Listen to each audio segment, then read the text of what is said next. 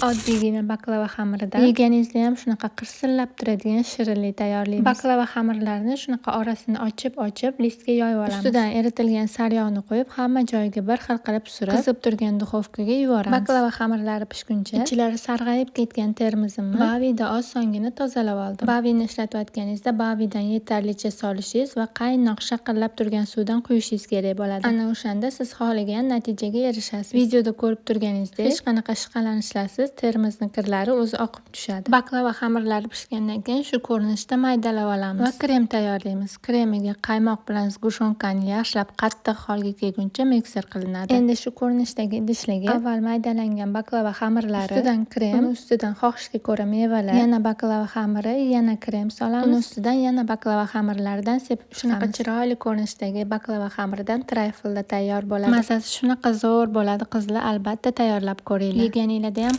qirsillab turadi. Bilaman, retsept yoqdi. Endi meni xursand qilib yurakchani bosib qo'ying.